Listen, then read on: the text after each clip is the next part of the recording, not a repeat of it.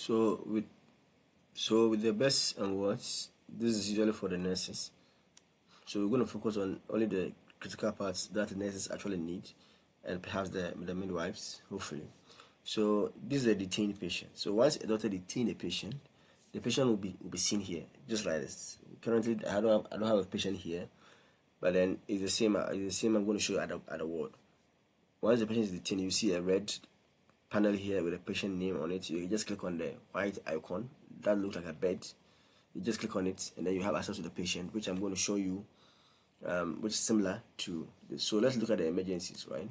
So just like this, yes. So you're going to look like this at the detention side. It must a matter of what clicking on the what do you call it, the patient, the white thing, and then you have access to the patient information.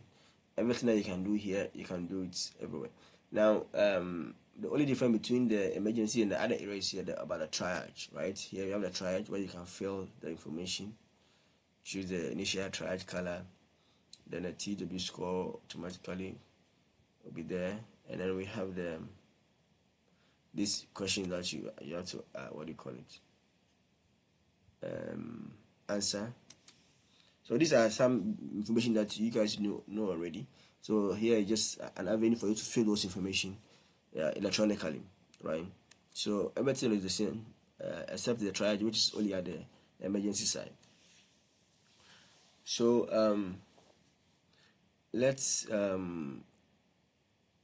go ahead and then see how we can manage an inpatient.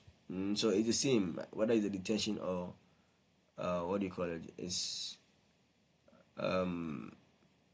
emergency, right? Now, emergency patient, if you want to put somebody on emergency ward, once the person is checked in, you can come here and find a person here. You have to make sure the person is not consulted. Once the person is consulted, you cannot put the person here, right? You will not even see the person here. So if a patient is just rushing and you want to take him straight to the emergency ward, you can just select the dates that has been of attendance, and then the OP people have to register or what they call check the person in. Once the person is checked in, you can come here and then select the patient like this, and then add patient to the emergency ward like this. But once the patient is already consulted, then you will not see the person here at all, right? Yes, so that's basically that. So let's go to the ward manager and show you how to admit a patient. So I'm going to select a female ward, any ward of your choice where the person is going to be. So with the system, doctors do the admission and the nurses have to allocate a bed for the person. It is a point of allocating a bed that is where the patient becomes an inpatient. So if a doctor just admits and then nobody does anything at all, the patient will still be an what we call outpatient. So electronically, a person has to put on a bed to confirm or to seal the status change of from outpatient to what, inpatient. So I can just select to actually admit somebody. Just click on the icon here, the yellow icon on the empty bed. The red ones are occupied bed and the green ones are empty bed. So I can just pick any bed available and then click on the yellow icon. Here, admission tab, I'll select from consulting room or emergency, and then the patient will be in the list.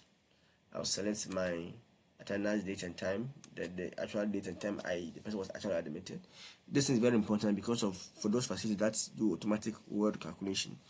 Then here you can put some note there.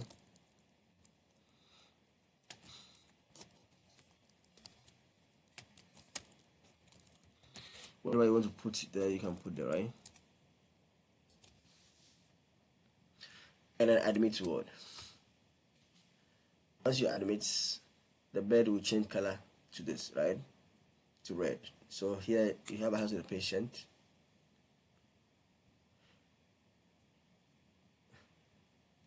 If all the vitals that were entered, you see it here, all the clicking information, the diagnosis. So as a nurse, your main focus is to enter your nurse's notes.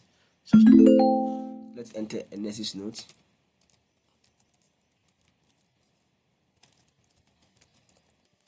So as you are entering, it's going to bring the current time here for you. So if the time that you enter is different, you can just change it.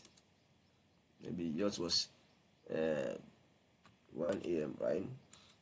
But if you keep on typing, the time will change back to the normal time. So you have to make sure that if you want to change the time, you are done typing before you you change, right? You can equally